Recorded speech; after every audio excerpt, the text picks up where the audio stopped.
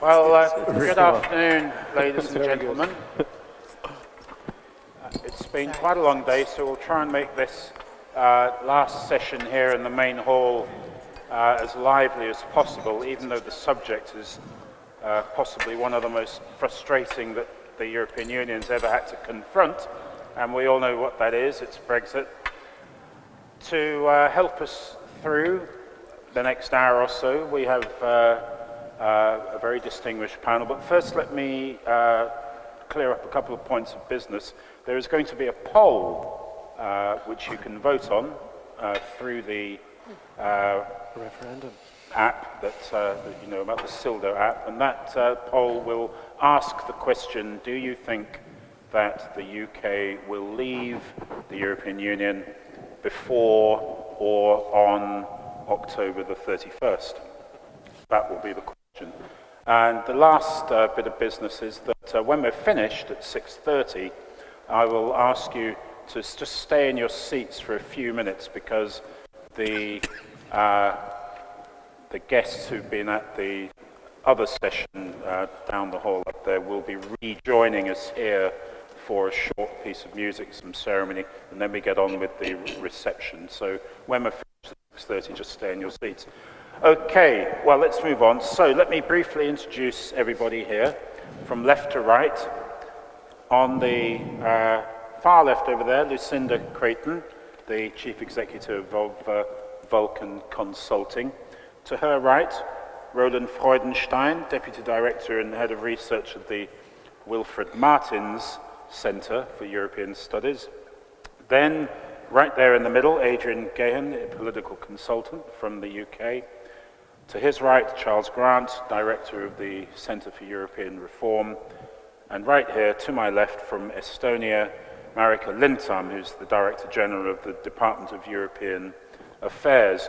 I'm going to ask each of the panelists to speak for 3 minutes, giving a general introduction to the subject and where we stand and what might happen. As we know, it's been a pretty tumultuous last couple of weeks.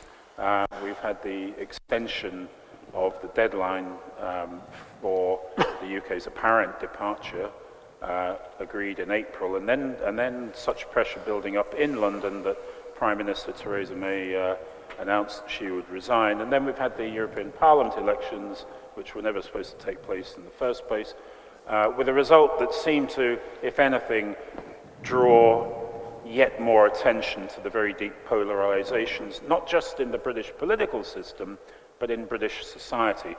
So, with that, let me go straight to Lucinda. Well, thank you very much, and good afternoon, everybody. I suppose in a sense, while there is so much change and drama in the political scene in the UK, and that in many ways should change the frame of the Brexit question, in reality, not a whole lot has changed, because we still face the same degree of uncertainty as we did a week ago or 2 weeks ago before the Prime Minister announced her intention to resign. I think if anything is becoming apparent to me, I spent a lot of time in Brussels and I live in Ireland, it's that positions are becoming more and more entrenched on the EU side. And one of the questions in the preamble to this session was, what more can the EU do to try to ensure that there is a deal by the 31st of October, that there's a chance of a deal by the 31st of October. And frankly, I think that there isn't a whole lot. I think if you look at the position of President Macron, for example, who was extremely reluctant to grant an extension at all beyond April. Obviously, that position will become more deep-seated, but there are others, including the Dutch, the Spanish, and many other member states, who are now saying basically, we need clarity from London, we need a direction. If you want a further extension, it has to be on the basis that you're either going to hold a general election or a referendum, or change the position quite fundamentally to merit an extension, Otherwise, we have other business to get on with. And you'll see that at the informal summit this evening in Brussels, where heads of state and government from across the EU 28, including Prime Minister May, will discuss the future European Parliament, the future of the Commission, and in fact, will also be, at some point in the coming weeks and months, negotiating on the future head of the ECB. Much bigger priorities, frankly, for the rest of the 27 than Brexit.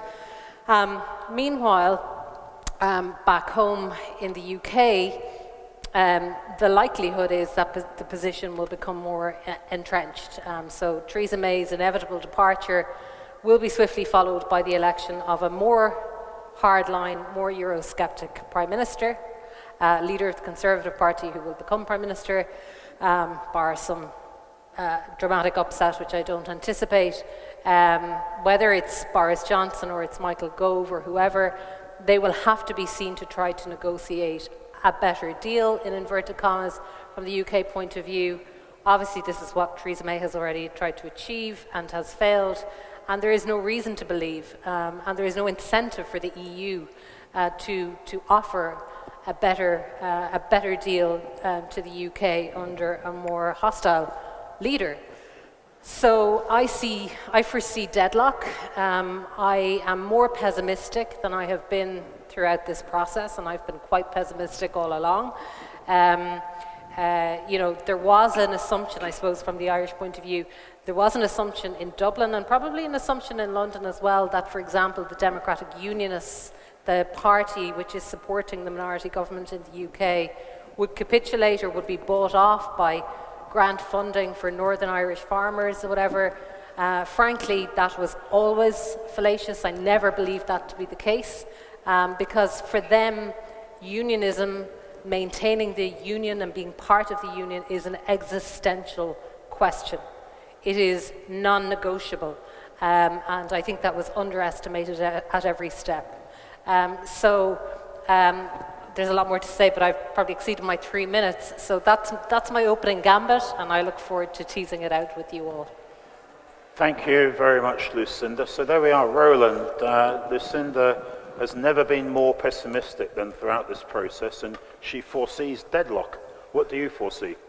Thanks, Tony. Great being here. And I find it extremely hard to disagree with anything that Lucinda has said. Hello. We're going to have, hopefully, other opinions on this panel, but let me just say this. Brexit is a crying shame. Having said that, 3 points. Brexit didn't start in 2016. Brexit is not primarily about the relationship between the UK and the continent and Ireland. And third, what we really need is a looser but stable relationship between the remaining 27 and the UK. So I'll make the 2 points very short, because if we want, we can deepen those historical reflections, because they do have a bearing on our situation today. But Brexit, when did it start? You could say the Battle of Hastings, you could say the Magna Carta. I think it started in 1988 with the Bruges speech of Margaret Thatcher, who gave a structured concept to what until that point had been a vague sense of British otherness as compared to continental ideas about European integration. And I'll leave it at that. But I mean, the fact that she said, we want this, and this from European integration, and the implication at that time was already, if we don't get it, we'll have to rethink our membership in the EU. She didn't say that. She may not even have thought that at the moment, but that was, for me, the concrete beginning of the Brexit process. Second, it's not only about the UK and the EU, it's about Britain itself. It's about the enormous polarization. Some, like my Irish colleague Owen Dray, calls it the phantom pain of empire. He puts it down to Britain's tremendous problems in coming to terms with its imperial past, and says that this ultimately spoiled both a constructive development of British society, which is now taking revenge through the Brexit process, and of course it also spoiled Britain's relationship with the other members of the European integration process. So let me focus on the third point. What do we need to do? I think to try to keep Britain in, as many very respectful people do, like Donald Tusk, who I otherwise really like. But to tell the Brits time and again, we want you to stay in or to come back or to reverse your decision and so on, I think is a waste of energy. Because even if it happened, I think we don't want a Britain as rift as it is at the moment, as polarized internally, and I don't think Britain wants to seriously carry its internal battles into Brussels, Strasbourg, and the other places in the European Union. So what we need is a relationship that focuses on whatever arrangement, customs union, as some kind of European economic area, whatever it is, all the deal on the table, but which has a very strong component. I think this is really the most important aspect in security. Cooperation on justice and home affairs, on counterterrorism, exchange of intelligence, and also on military cooperation as having Britain as part of a European pillar inside NATO. So you know, if it's the European Intervention Initiative and other forms of security and defense cooperation that we can imagine with a future Great Britain outside the European Union. And I'll leave it at that. Thank you, Roland. Let's move straight to Adrian. Thank you. It's a pleasure to be here. I want to make two comments, primarily about the nature of compromise and bargain seeking, which are very important principles in British politics and the British character, and seem to have been lost somewhat. So, my first point is that the UK is not an island nation. It's a two-island nation. It's a four-nation state. It's made up of England, it's made up of Scotland, Northern Ireland, and Wales. Unfortunately, the Brexit project is primarily an English nationalist project. It doesn't sit very well, or indeed well at all, with Scotland, with Northern Ireland. It's reasonably comfortable with Wales.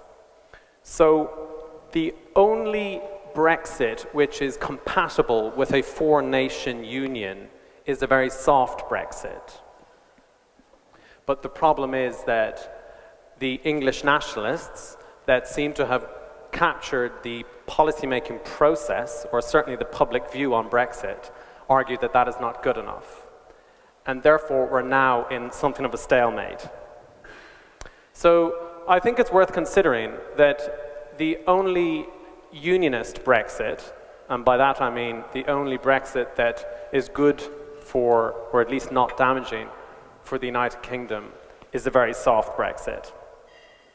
Of course, the Prime Minister has been able to persist in arguing that one can have a hard Brexit and be a unionist because of the cover that she's been given by the Ulster Unionist Party, the Democratic Unionist Party from Northern Ireland, who are, of course, as Lucinda was saying, existentially unionists. But it's worth considering that they are effectively very hardcore British nationalists that live in Northern Ireland. And it is unwise, shall we say, to challenge an Ulster unionist to look any less British than an English nationalist. So, of course, when faced with the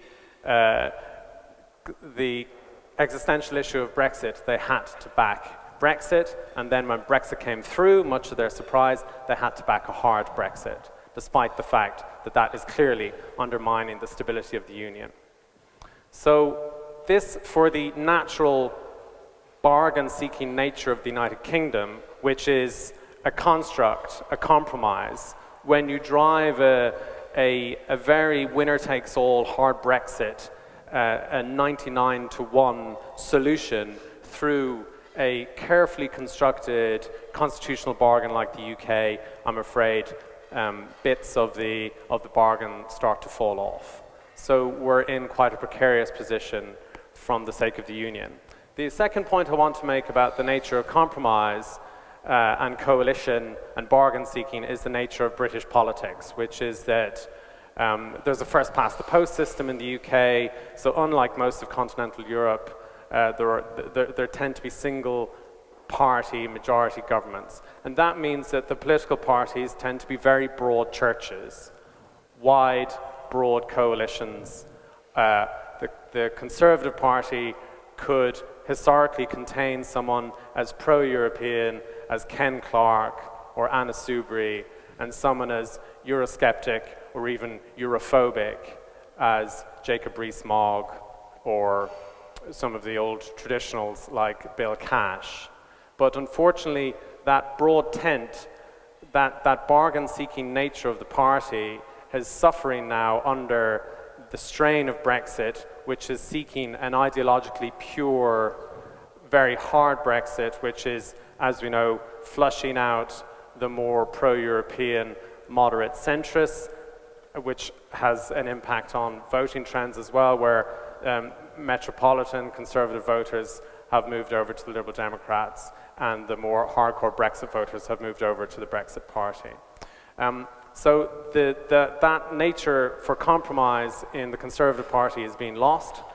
Also in the Labour Party, for more complex reasons that we probably don't have time to go into now, there's a culture of crushing of dissent in the Labour Party in a deeply intolerant and illiberal way, which is also not allowing the Labour Party to be a traditional broad church. So both of these problems are, to my mind, going to result in a scenario where the very nature of a compromise-seeking Brexit is going to be lost. The Prime Minister, while she didn't act it for the majority of her premiership, she spoke about the need for compromise at her valedictory address in Downing Street last week. And it would appear that her deal, which is an attempt to seek compromise, is all but dead in the water. So now, to my mind, no one can predict the future, but I think we're now looking at a sort of celebrity death match of extremes between either a no-deal, ultra-hard Brexit or no Brexit at all. And that compromise 48-52 soft Brexit in the middle would appear to be lost. So who knows how it all may end up, but I think that's the way that we're headed. But I look forward to others furiously disagreeing with me on that point. Thank you, Aidan. Like who? Straight over to Charles. Okay, well, I'm going to change some of what I was going to say to answer some of Roland's points. But just firstly, in 2004, I started writing that Britain was likely to leave the EU. During the referendum campaign, I was fairly sure that Leave would win. But now I'm not sure we're going to leave at all. I think leaving is probably a bit more likely than not leaving, but far from certain. Assume that Boris Johnson becomes Prime Minister, likely, but not certain. He will then try and get a different deal from Brussels with a different Irish backstop. The EU will say no. He will then say, okay, we've got to go for no deal and leave on the 31st of October without a deal. There'll be a motion no confidence put forward by the Labour Party. At least 10 Tory MPs I know will vote for that motion no confidence, bring down the government, rather than go to a no-deal Brexit. There is no majority in Parliament for a no-deal Brexit. Therefore, I think it probably can't happen. Therefore, there'll be a general election. By the autumn, when the election happens, the Labour Party will have a clear policy of favouring a second referendum. It's almost going there, it's almost got there already. The result of the European elections was so bad for Labour that it has to move towards such a policy. It will do so, I think, is almost certainly. Labour will then form a government, probably in coalition with the Scottish Nationalists and the Liberals. Such a government will hold a referendum and will... The result of the referendum I can't tell you. I think it's 50-50. Either side could win. But don't assume that Brexit's going to happen. And the longer that these extensions drag on, and the latest I've heard in Brussels is some senior people are talking about an extension until June 2020, the more likely the British are to change their mind. Now, Roland says they shouldn't change their mind. Roland doesn't want us to change their mind. Roland wants us to get out. But let me tell Roland why he's wrong on that. If you want Europe to be a power, Roland, the British have to be in it. Are you serious about strategic autonomy or not? Are you serious about standing up to Russia and Trump's America? Do you want the British to contribute their defence facilities to Europe or not? Do you want our foreign policy and counter-terrorism capabilities to be part of Europe or not? You say, well, we should have a close defence relationship with the Brits from the outside, but it won't be the same. If we're not in the EU, it won't be the same. We're not going to be helping to shape Europe's strategic role in the world. Economically, of course, we contribute a lot to the EU as well. So I think you shouldn't want us out. And I know that you hear the argument that with the British in post-referendum, there'll be an awful mess. They'll pollute us from the inside. They'll infect us with their horrible Eurosceptic disease. I'm sorry, you're going to have to deal with whether we're in or out. If we are outside the EU, sitting on your doorstep, having a very close relationship, will be probably quite difficult for you to control and deal with and work with. If we're inside the EU, you have leverage. You have institutional strength to cajole us and stop us doing the stupidest things that we might want to do. So you've got to deal with us anyway. Have us in because we're going to be less disruptive if we're in. And you also said, Roland, that you used the pebble in the shoe argument. You kind of said, back to the Bruce speech, the British are special. They should have left before because they're preventing integration. If you think the British are the only Eurosceptics in the EU, so you probably don't travel as much as I think you probably do travel. I mean, come on. Is Salvini a great European federalist? Is Orban a great European federalist? If you think that you've cut out the British cancer by getting rid of it, you're wrong. The EU will have many more difficult countries for you to deal with. I think I probably used my 3 minutes. I'll stop there and come back and say a few things later. Well, there's something for us to chew on there, but I don't know whether Marika wants to address any of those points directly. But it is a pleasure to hear some views from the Baltic. How do things look from the other end of Europe to the beleaguered island of Britain? Thank you, and a great honor to be here in this distinguished panel for me. I think, well, looking from my angle, it's probably not being the most difficult to persuade about the benefits of the UK staying within the European Union if the UK will eventually decide on that path. But just for the introduction, a couple of comments about where we are and what we have learned from the process so far, and what I think we should have in mind for the next steps. We're here now 3 years after the referendum, and we have negotiated a deal which took quite some effort, quite some time, and is still, from the EU point of view, on the table, from the 27 point of view. We have prepared for a no-deal scenario with a bulk of measures, for example, on citizens' rights and other issues. We have, I could say, tried to mentally prepare as well for the leaving of a country who shares many, I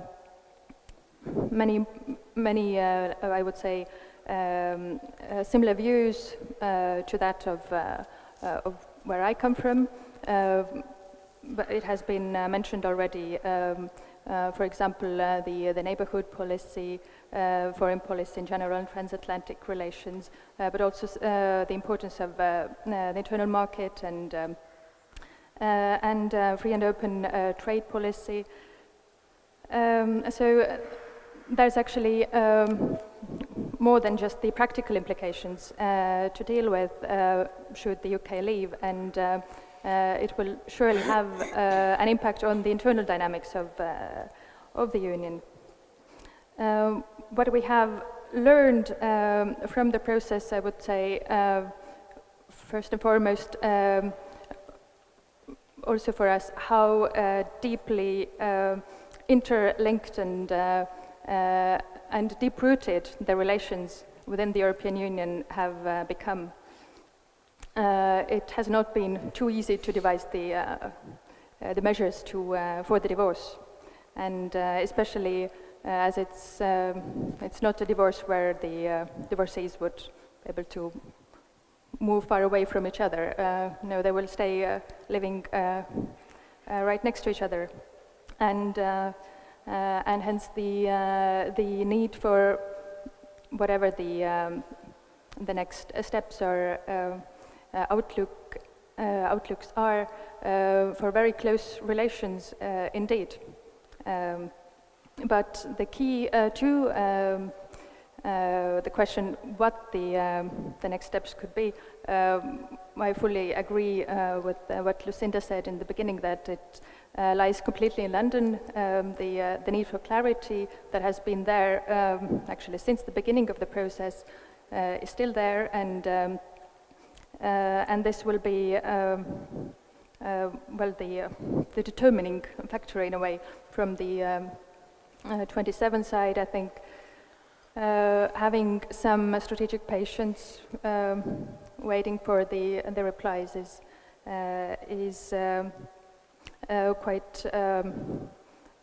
quite reasonable, thinking how important the close relations will be.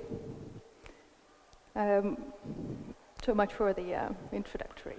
Okay, very good. Well, we've heard from all the panelists. And remember, don't forget to vote. Do you think the UK will actually leave before or on October the 31st?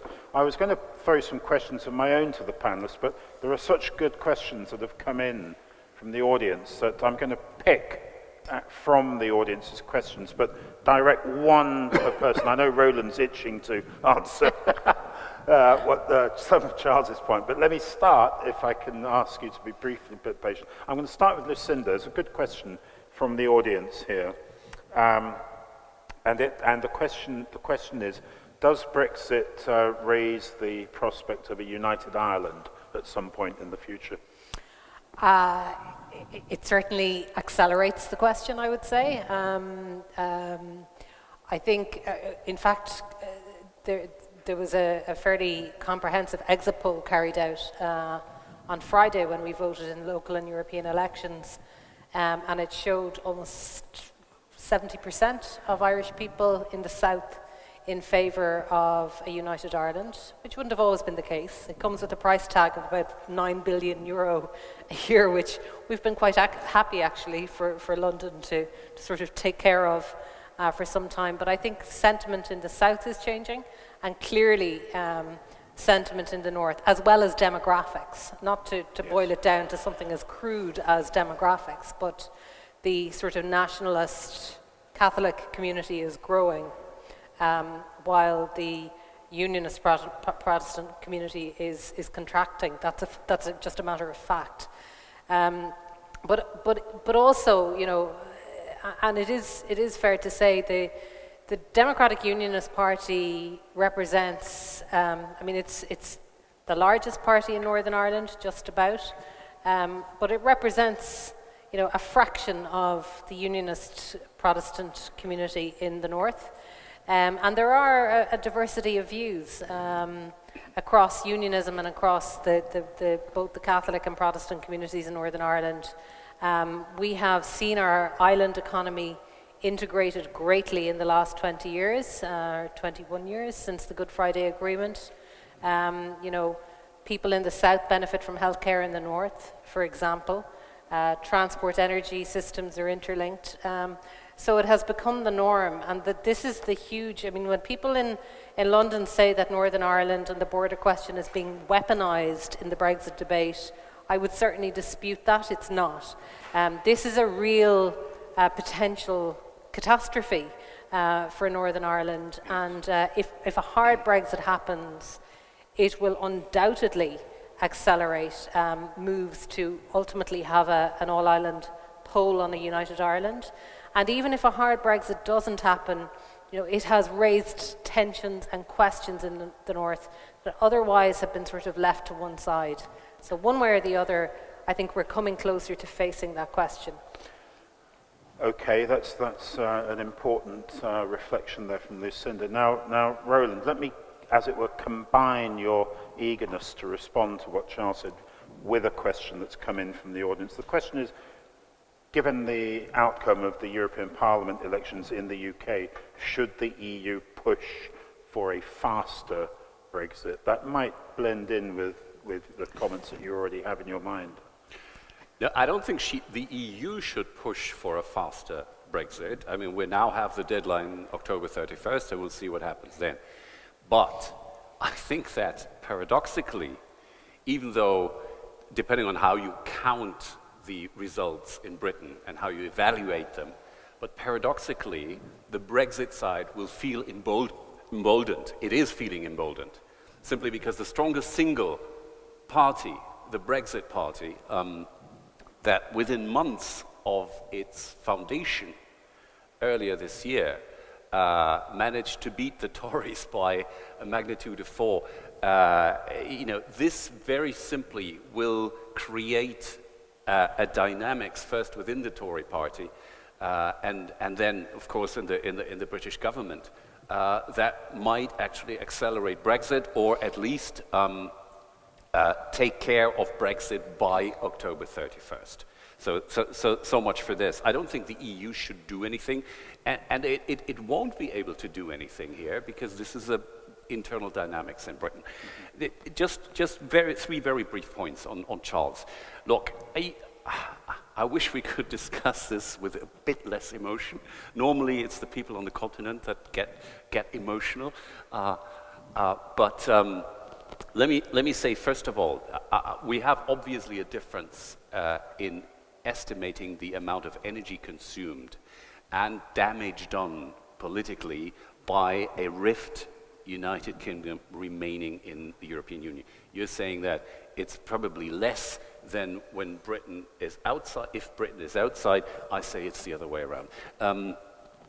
The energy that we have already used in past summits and the time has been tremendous, and I think it will continue to do so in future summits, when we still have to figure out, even if Britain is remaining, what kind of relationship exactly it's going to have. Are the Cameron exemptions going to remain? The current version is no. If yes, then what other elements might there be to give Britain a special status and so on. So we will have to, the negotiations will continue even if Britain remains. Second, I mean, it's about 10 years ago that I first met full Brexiteers, and I must say I was shocked. It happened in Washington at the Margaret Thatcher Center for Freedom of the Heritage Foundation. And I wanted to walk out backwards because I couldn't imagine that people like that exist, but they goddamn do. And they would run to the courts. They would do, if you want the destructive energy that they would maintain within the European Union would be of a completely different quality of even Marine Le Pen or Matteo Salvini. Imagining Farage and Jacob Rees-Mogg or other people like that. So I think that's as much as I want to say about the destructive potential of Britain remaining, a rift United Kingdom remaining in the EU. Second, the security cooperation. Look, I mean, even in the past, Britain's cooperation or Britain's attitude on European defense cooperation has been rather negative, and I'm putting it mildly. And in any case, it would remain completely intergovernmental. So Britain will only agree, has only agreed, and I think will only agree in future to a purely intergovernmentally structured security cooperation. That's fine. In that case, I think it doesn't matter whether Britain is inside or outside if it's intergovernmental. It's not part of the community method. So, in that sense, I think we should try, and we have chances to maintain a good and safe security relationship with Britain if it's outside the European Union. And third, well, it's really not that I don't want you guys, or the people in Brussels don't want Britain. This is coming back to my initial sentence about the emotional language. I wish we avoided that kind of thing. And I know that we ourselves are sometimes guilty of that, and I criticize this. I mean, look at this kind of cute appeal of German business leaders and politicians a couple of months ago for Britain to remain. I mean, the key sentence to me was that We like tea with milk. As if you couldn't have tea with milk with Britain outside the European Union, and if that would convince any Jacob Rees-Mogg or Nigel Farage to remain in the European Union. Come on. Let's try to be rational and not discuss this in terms of you want us, you don't want us. A friend of mine just got divorced, and I must say, I mean, he's never had a better relationship with his former wife than after the divorce. Can we please get there at some point? Well, I think tea with milk on, I think some of us will need a drink that's a lot stiffer than that if it all happens. Adrian, there's a question here that said, is there still a possibility of a new referendum? Now that kind of begs the question, what would be the question or questions? Could you take us through that? And it would be linked, I think, to, or it might be linked to who the next Conservative Party leader and Prime Minister would be. Could you take us through some of that, your thoughts on how that will evolve? Okay. So I think the probability of a second referendum is a lot higher now than it was some months ago, because, as I said in my opening remarks, the Prime Minister's deal looks all but dead.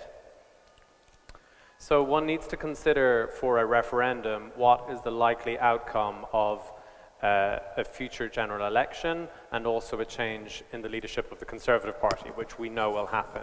So we'll have a new Prime Minister by July.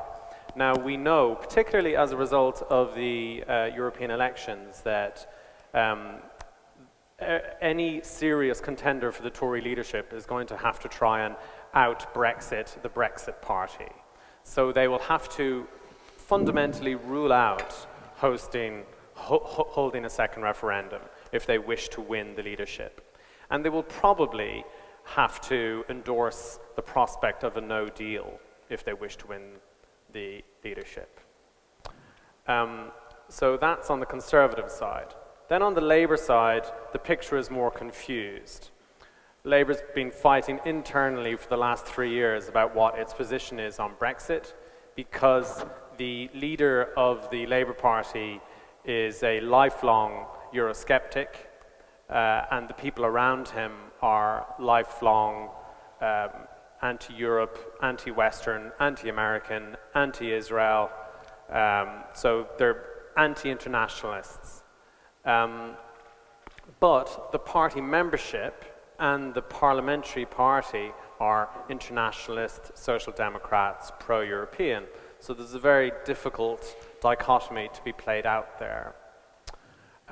It looks like, as a reaction to the hammering that the Labour Party got in the European elections, that whether their leadership wants it or not, they are going to have to consent to holding a second referendum.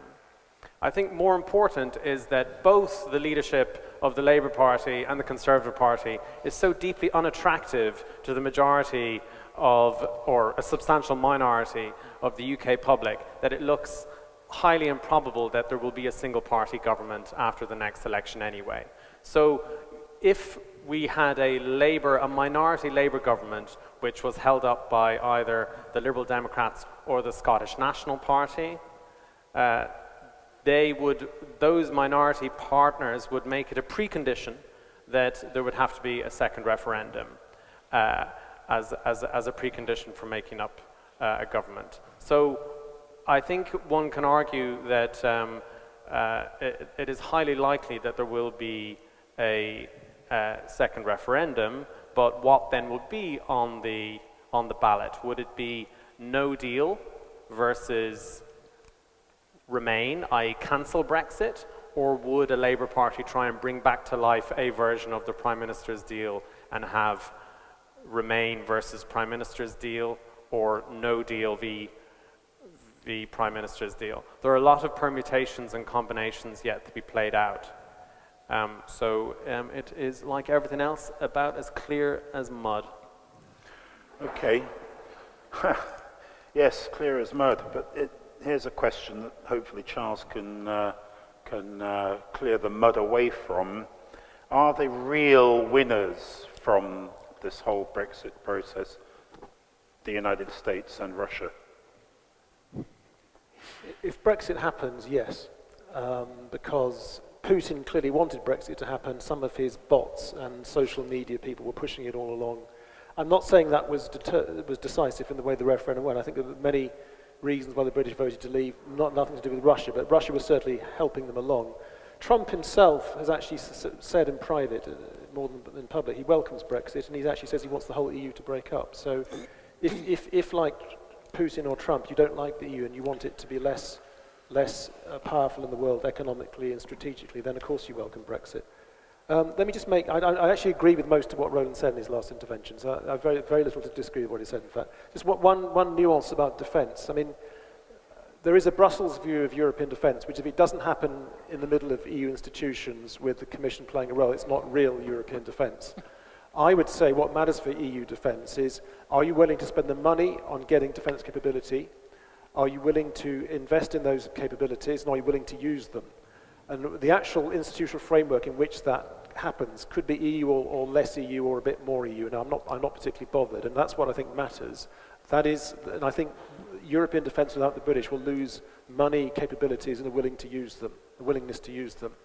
And I think that's unfortunate. But it was, of course, Tony Blair, together with Jacques Chirac, who invented European defence at Saint Malo in 1998. Until then, the EU didn't play any role in defence at all. So under the Labour governments, they were quite positive. Under the Tory governments, less so. One final point. We haven't talked about the EU's reaction to Brexit so much, but we've alluded to it. I mean, there are two sets of divisions in the EU now, and I was quite impressed by the way the EU held together on Brexit for the first 3 years. But at the last couple of European councils, it's been evident there are divisions. One division is tactical, which is the best way of getting the British to pass the withdrawal agreement. Shall we, like Macron, propose a short extension to make them make up their minds? Or shall we, like Merkel said, and Tusk, say, we'll give them a long extension so that the Eurosceptics fear losing Brexit altogether, so they end up voting for Mrs May's deal. That's a tactical difference, but underlying that tactical difference is a substantive difference. Do you want the British in or out?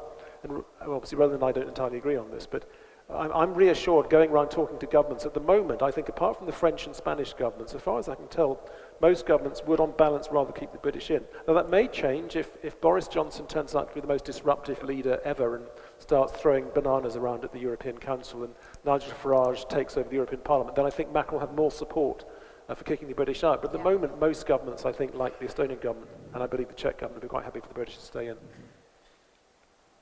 Well, that leads nicely into a question from the audience, which I can put to Marika, and that is, what lessons does the Brexit experience hold for Central Europe, which includes Estonia, of course, geographically? Geographically, it's the center of Europe. That's flattering, of course.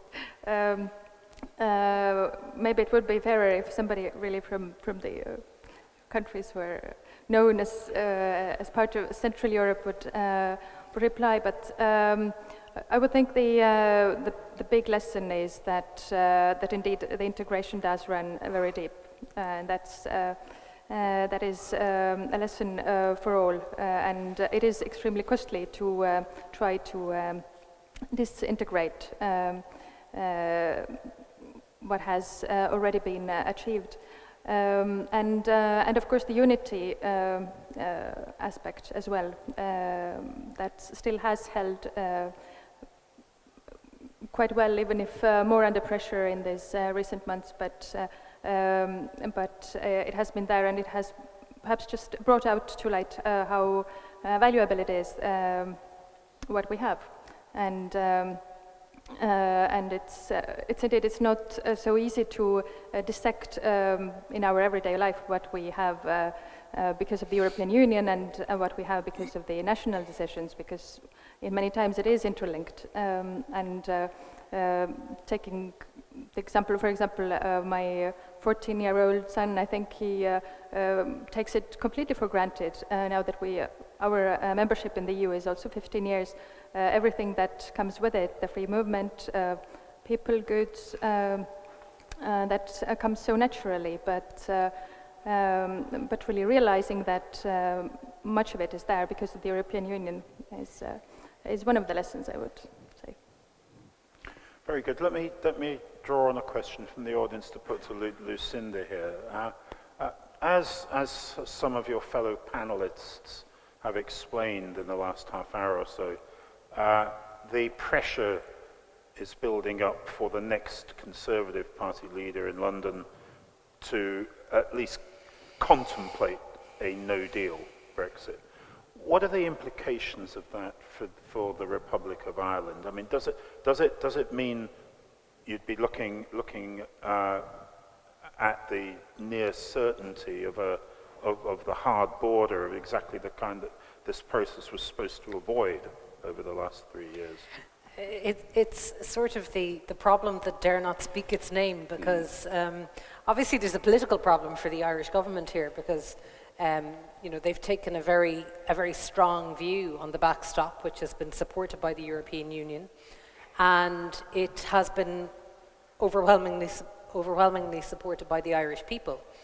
So there's a complete political consensus across all political parties and in the public discourse in Ireland about the backstop and about the need for it in order to safeguard the peace process and the relationship with Northern Ireland.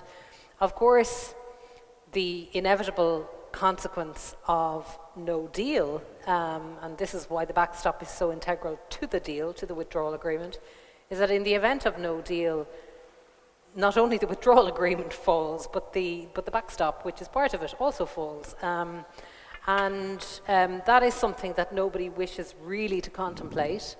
There has been a huge amount of no-deal planning in Ireland, far more than in the United Kingdom, I would say, across all sectors. But it's preparations around the movement of goods and services from Ireland, Republic of Ireland, to the UK, and it's around all of the planning across a whole range of sectors, but what has not really been contemplated is the need for a border infrastructure, the need for customs checks and all that goes with it. And I can tell you, and Leo Varadkar was accused of scaremongering at a European summit only a few months ago, when he gave a very truthful answer to a difficult question for the Irish Taoiseach, when he was asked, well, what does it look like? What does a border look like? And he said, well, it looks like,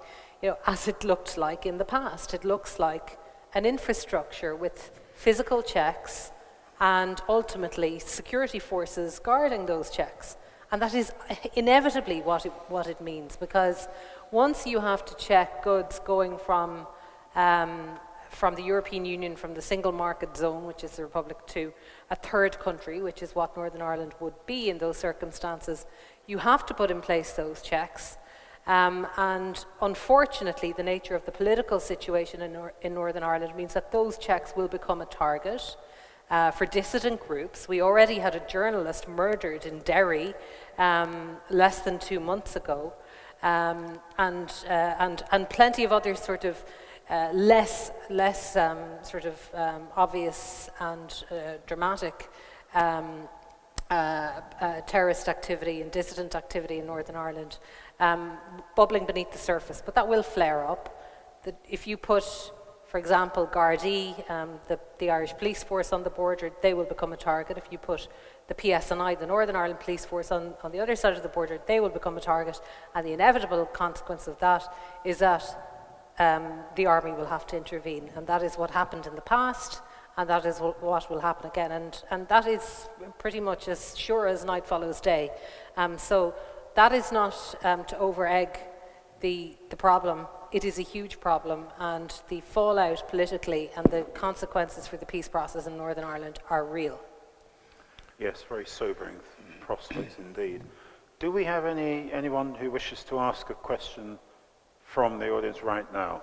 Just raise your hand if you do, and I'll take it. If not, we can rely on the trusty iPad. I'll give it a thought, and in the meantime, there is one. Very good. We're going to bring a microphone, I believe, in your direction. Here it is. It's on its way.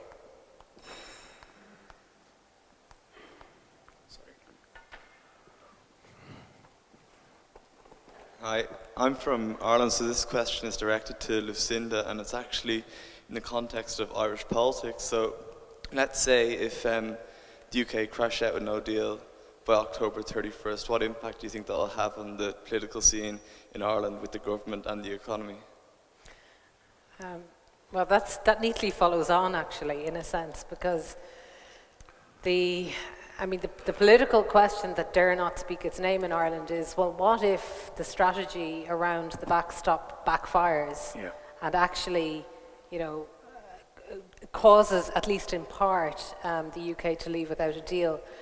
Personally speaking, I think there's a lot more to the objection of Brexiteers to the withdrawal agreement than just the backstop, but it's certainly it has been the focal point for the past year or more. And I think it would have very, very, very significant consequences on the Irish political scene. So we have just emerged from local and European elections, local elections across the country at the same time as European elections, which showed the political scene in Ireland, like in most member states, quite fragmented. We have no prospect of a stable coalition government, as we've always had, or almost always had in the past. We have a minority government, and I think that the likelihood is that the main government party would be blamed and would suffer electoral consequences as a result. I'm not sure that what would replace the government would be any clearer or have a clear majority either, but certainly it would cause a lot of turmoil amongst all of the political parties. Could potentially see gains for Sinn Féin, the Republican Party, which of course has been traditionally the political wing of the IRA, the dissident organisation in Northern Ireland. So, but I think that is really very, very difficult to anticipate. I think we can anticipate that there would be huge electoral fallout, but exactly where that would lie, in 12 months' time, I think is difficult to anticipate. To continue this line of thinking, Roland, in retrospect, do you think, and this ties in with a question from the audience, was the European Union willing to make enough compromises in the Brexit negotiations? Or one aspect of that one could talk about is the Irish aspect of the negotiations. In retrospect, was it right to place the Irish aspects as one of the three issues that needed to be dealt with before going on to the discussions on the future UK-EU relationship? Well, first of all, I think it's completely right that Ireland, as one of the remaining countries, got the full solidarity of its fellow member states. I mean, that's a given. That's what European integration is all about. But having said this, I really think that even if the whole Ireland backstop question didn't exist, the sheer incompatibility of the single market and the four freedoms on the one hand, and the ideas of the even soft Brexiteers on the other hand, would have created as many problems as we now tend to blame on the Irish question and the backstop. Why am I saying this? And there's still a shockingly high number of members of parliament who actually believe that we just need to push those bureaucrats, those cheese-eating surrender monkeys in Brussels a little bit harder, and then they will actually, they will want to leave Britain somehow with a say on legislation, on regulation, but outside of the European Union without accepting the freedom of movement and I mean the entirety of the four freedoms. In other words, that's what we call cherry picking, but British diplomats get very itchy when I even drop that word, or other people even use that word. But that's what it is. And I think the principle that cherry picking doesn't work is still not understood by a sufficient number of people in London. And that's the crux of the matter. And you know, with all due respect to Ireland, but that's not the only problem we have. I just made that point. Yeah, I agree. So, you know, the squaring of the circle that somehow still too many people believe in. Actually, here's my optimistic, slightly optimistic view of Boris Johnson or whoever is going to follow Theresa May as Prime Minister. Maybe that person is flexible enough to actually somehow invent a new language, as I put it 2 years ago for Theresa May. Invent a new language, invent a new wrapping that somehow convinces enough people in the House of Parliament, in the House of Commons, that no other deal is possible, and this is the best we could get. It just maybe takes a hard Brexiteer to do that job. And I know this is the most optimistic of my visions, but I certainly wouldn't completely rule it out. Okay. Anyone else from the audience? Do we have a microphone to the gentleman over here on the audience's right? Thank you. So everyone counts how much the Brexit would cost the UK's economy. But apart from Brexit happening or not, do you know by any chance how much the British economy has already lost because of the whole Brexit fuss? Thank you. Do we have an economist among? I'm going to put this to Charles. I'm not an economist, but my colleagues who are economists have done some original number crunching on this, and they've concluded that the UK economy is about, already today, roughly 2.5% smaller than it would have been if the Brexit referendum had not happened. Of course, that is a divergence between potential growth and actual growth that will grow as time continues, and depending on which model of Brexit happens, if a model of Brexit does happen, you know, that gap will grow with time. I would add something myself here as the chair. I've been struck by the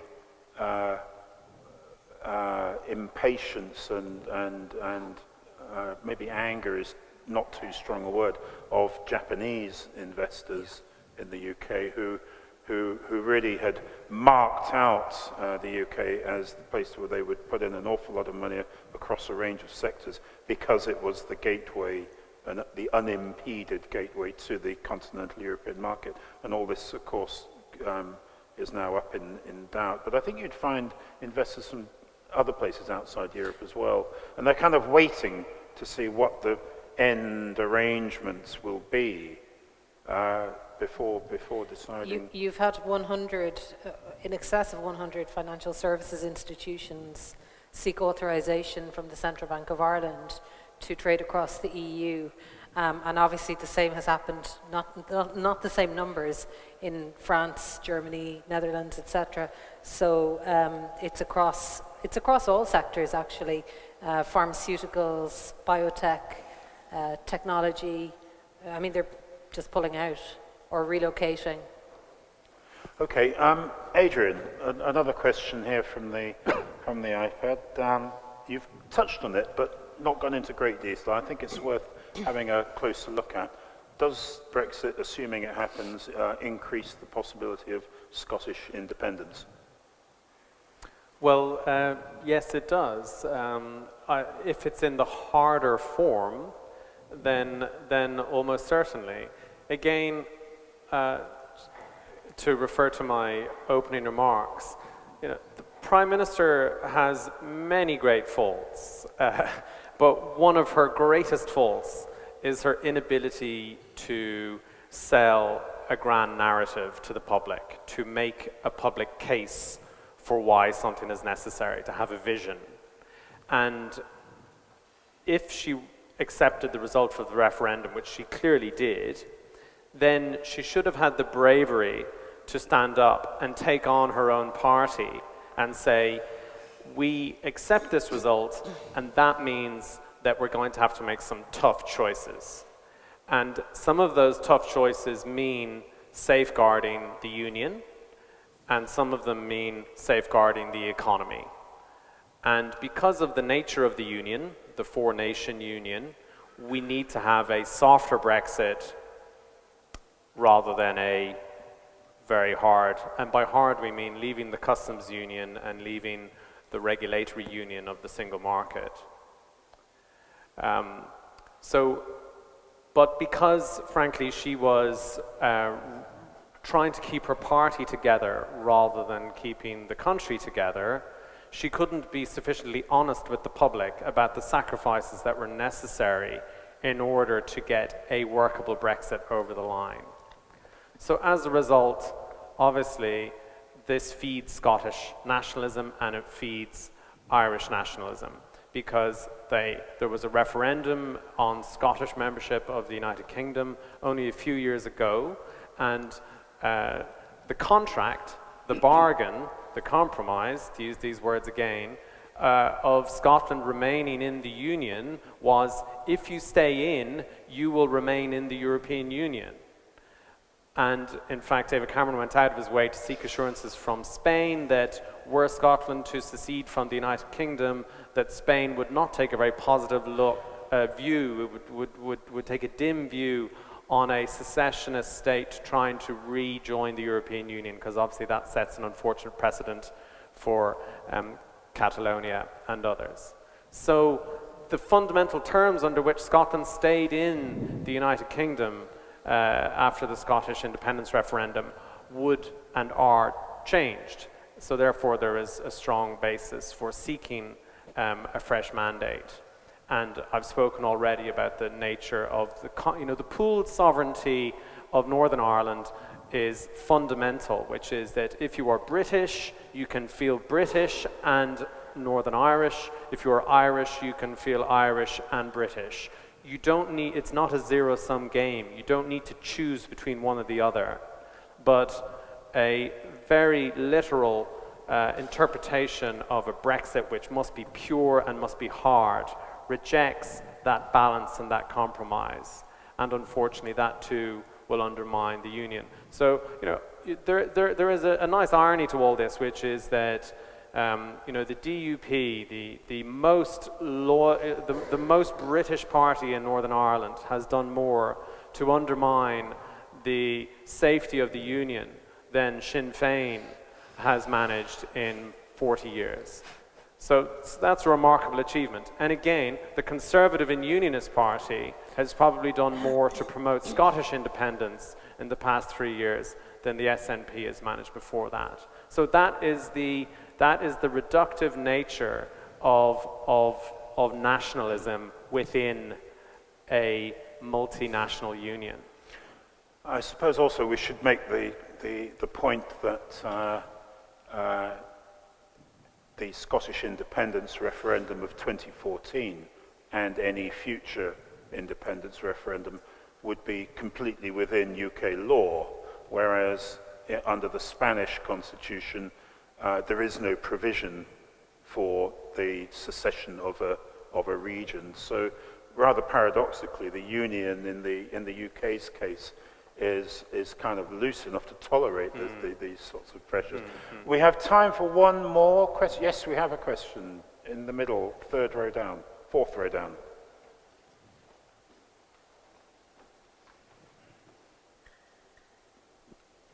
Martin Michelot, I'm the Deputy Director of Europeum. I first of all want to tell you that the champagne corks were popping on a Brexit panel. I don't know what that means. I hope it's good news. My actual question, can you tell me what you expect from British leadership and British elected European parliamentarians in the interim period where they will be present? Do you expect there to be obstruction? Do you expect there to be a gentleman agreement which will be upheld? But you really, I mean, it's only those who want to believe in it who believe in the promise, but because honestly I don't see what incentive there is for there to be a very positive relationship. So please, just from your instincts, how do you see this playing out in the next 5 months or perhaps 12 months or God knows how long? I think I'll put this question to Roland. I wouldn't dare hoping for a gentleman's agreement. I would hope for them just to be gentlemen. In other words, I would certainly hope for some reticence in questions like Commission President, for example, by the British member of the Council of the European Union. But I certainly, as far as the Parliament goes, there's nothing to hope for. This will be really bad, because I mean, obviously, if I put myself into the shoes of Farage and Rees-Mogg, my thinking is, all right. So someone is forcing us to remain in the EU, months, years, whatever. So we're going to blow it up from within. And with that intention and the rhetorical, legal,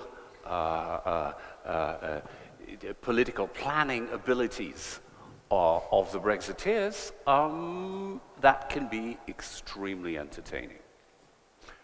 Charles.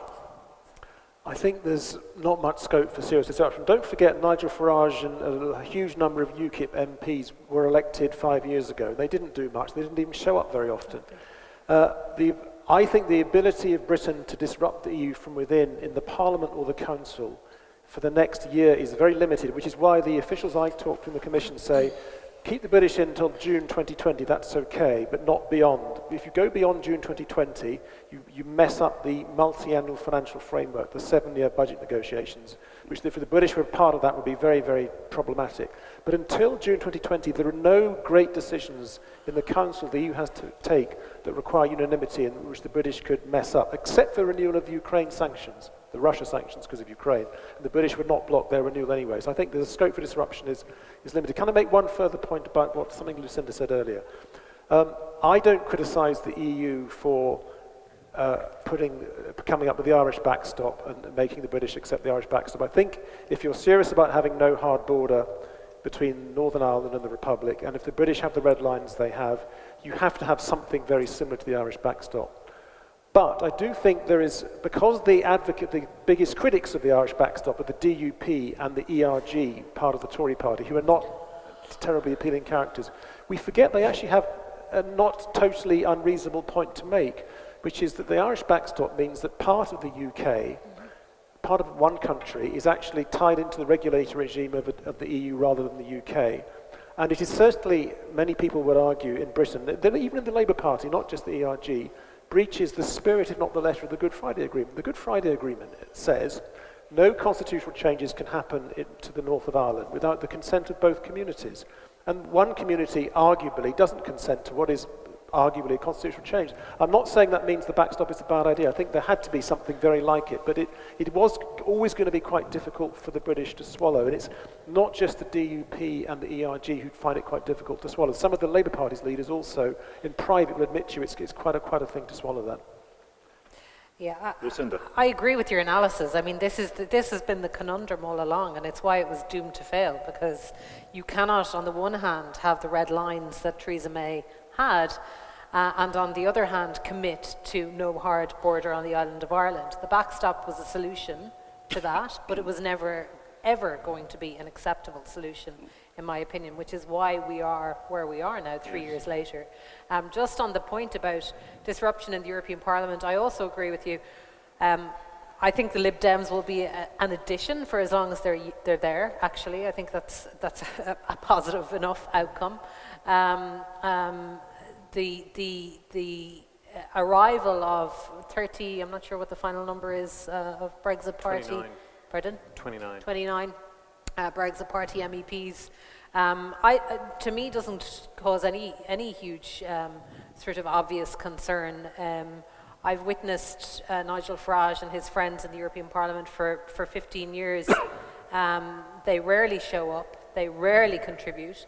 And the latest I heard this afternoon is that Nigel Farage has arrived in Place Luxembourg and is having a few beers while the heads of state are meeting at their informal dinner. So start as you mean to go on, I guess. Yes. I'm going to offer final thoughts to Adrian and Marika.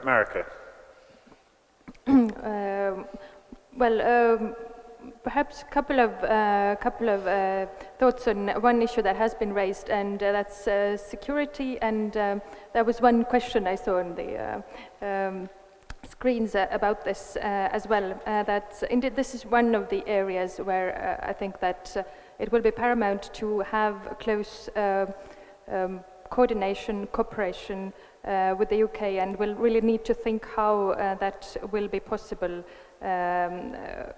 with Brexit. For the participation in operations, for how we will foresee the third country participation in PESCO, but whatever will be developed within the European Union, I think this will still be a complement to what is done in NATO, which will be the basis for the security and defense cooperation in Europe, as we see. Okay, looks like you've got last word, Adrian, very concisely. The last word is that this is not the end, it's not the beginning of the end, it's not even the end of the beginning, to use Churchill's phrase, because if the UK and the EU manage to come to a divorce settlement, we then start the process of a trade deal. And that will likely take 5, 7, 8 years. The UK has given away its strongest card, which is customs-free access on goods. It needs a trade deal on services in which it has a massive surplus with the EU. The EU has the UK over a barrel already on the basis of the deal as it currently exists. So if people in the UK are sick of talking about Brexit now, which they are in 2019, how do you think they're going to feel about it by 2025, when maybe by then they've secured a trade deal with the EU on terms so less advantageous than those on which they used to enjoy full membership almost 10 years previously? And I'm afraid we will be sorry that we ever heard well, at least that might give us all a chance to show up in Prague in about 7 years' time to see where we are then. Anyway, you'll be interested to hear the results of the question. The question was, will the UK leave the EU on or before October the 31st? Yes, 22%, no, 78%.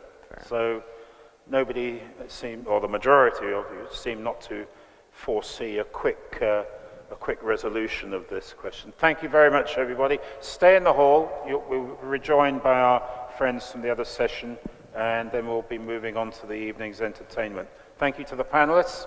Good evening.